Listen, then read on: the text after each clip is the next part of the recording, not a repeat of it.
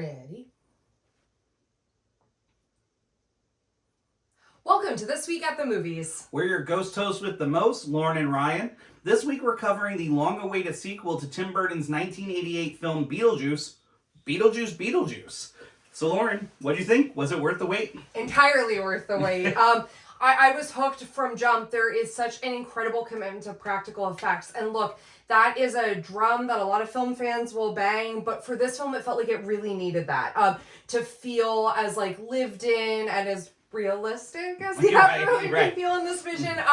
But no, it was just so much fun, and I felt like I was right back in that world in a way that felt authentic and really true to how the original Beetlejuice was told. Yeah, it gave you a sequel that you hoped for, right? It never tried to be more than it should be, and never tried to be less than you wanted it to be, right?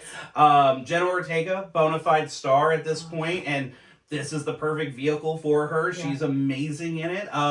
I think you would agree, the whole cast, right? It was just all the chemistry. Like, it all came together so nicely because, like, look, you take 36 years off in between films. Like, sometimes, like, getting back into those characters, I have to think it's quite a task. So it doesn't feel like mimicry or an impression of what you were able to do at one time.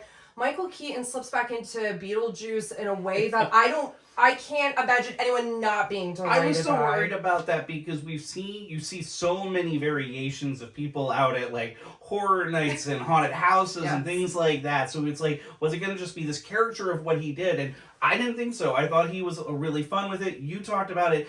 The movie made me laugh out loud a bunch of times. It was just an enjoyable time. And what is this?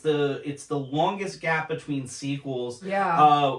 Tied with Top Gun Maverick, right? So, I think they did a really, really great job with it. There were a couple of, little things. There's a character in this that I'm like, I'm not really sure what the purpose of that character was. And there's a couple of other small, nitpicks. But outside of that, like, I just genuinely, for, whatever the amount of time, hour and 45 minutes, just had a blast. But, like, and I think with this, like, put nitpicks aside, because honestly, you could not ask for anything more where it's, people complain about sequels that are too fan service. That's not what this is. No. This is its own story, without a doubt. And I also think, Catherine O'Hara is, like, honestly, just so incredible, so funny. I think some of my funniest moments in the film were related to her. But, if you grew up loving this, or someone showed this to you later on, or even if you're, like, approaching it for the first time, this feels like the original. This feels like the follow-up that you want. And also, I think it feels like the Tim Burton film we've all been clamoring for. It's dark and it's weird and it's strange and unusual, just like you would want it to be. Yeah, and I'm really hoping that people see it the same way we did, because I agree with you. It was this kind of imagining, but also this very comfort of a Tim Burton film that we fell in love with. Yes. Big practical sets and effects. It's such a win. So everyone needs to go absolutely, yeah, go check it out, everybody. We totally agree. Yes, and until next week, to Roger and Jean. Roger and Jean.